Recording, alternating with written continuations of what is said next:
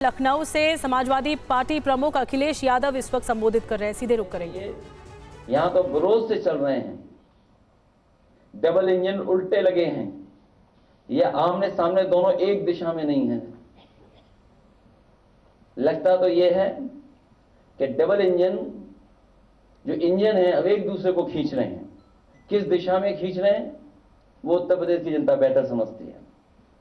जिन्हें सामाजिक सौहार्द के पुल बनाने चाहिए थे वो नीचे नीचे बारूदी सुरंग फैला रहे हैं। इसलिए इस मौके पर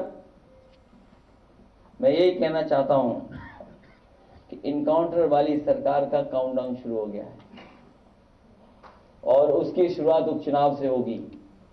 इसीलिए घबराए हुए हैं और इतने घबराए हुए हैं कि वो उन्होंने तो अखिलेश यादव को आप सुन रहे थे। एनकाउंटर वालों का काउंटडाउन शुरू हुआ है। नोटबंदी दुनिया का सबसे बड़ा भ्रष्टाचार रहा, ये निशाना साधा है। साधु संतों को लेकर कहा कि साधु संतों को यूपी सरकार लड़ा रही है। और क्या कुछ कह रहे हैं आपको एक बार फिर सुनाते हैं।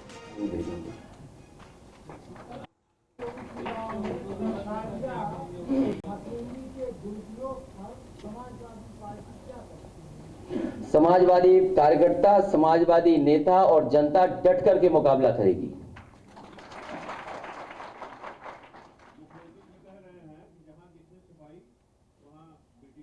उन्हें आईसाइट चेक करा लेनी चाहिए अपनी, क्योंकि एनसीआरबी के आंकड़े झूठे नहीं हुए हैं। अगर मुख्यमंत्री जी ये बात बोल रहे हैं उसका आधार क्या है? कोई आधार तो होगा, कोई आंकड़े तो होंगे। इसीलिए जो अपने सच्चे मुकदमे वापस लेते हो उनसे क्या उम्मीद करोगे?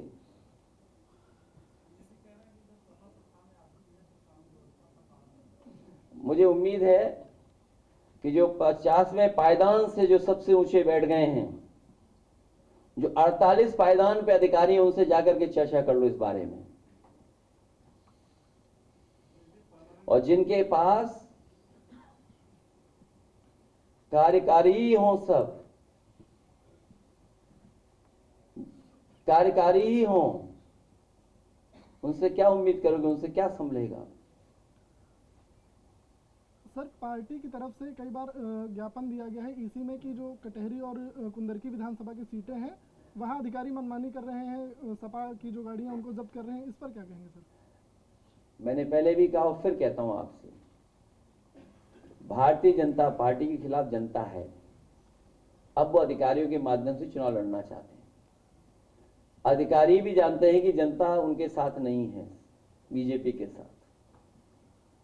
और सर, लखनऊ में ओम प्रकाश राजभर जी का एक आवास है, वहां 2 महीने पहले चोरी होती है, उसकी एफआईआर 2 महीने बाद होती है और उनके घर से चोरी हो जाती है। ये छोटी चोरियों के बारे में बात कर रहे हो, दूसरे प्रदेश में एक बड़ी चोरी हुई, इसके बारे में कब चर्चा करोगे?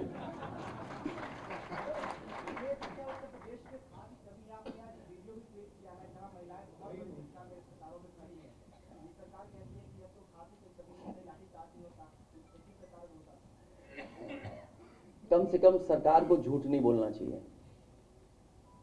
पूरे प्रदेश में किसान इसी तरह कतार में खड़ा हुआ है, इंतजार कर रहा है कब उसे डीएपी खाद मिलेगी।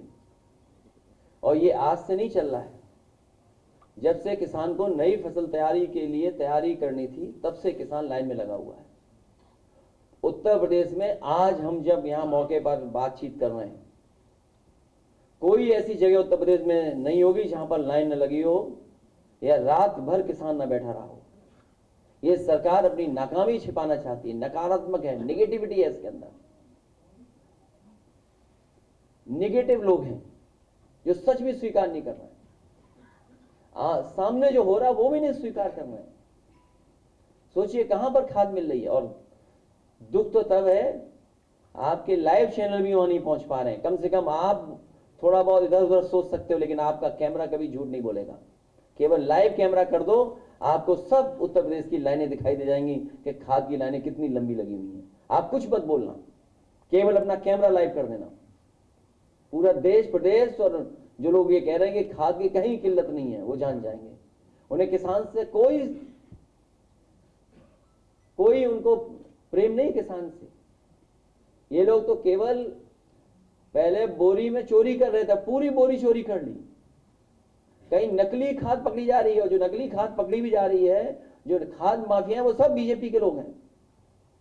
बीजेपी के लोग मिल करके खाद माफिया के साथ ये सब काम कर रहे हैं।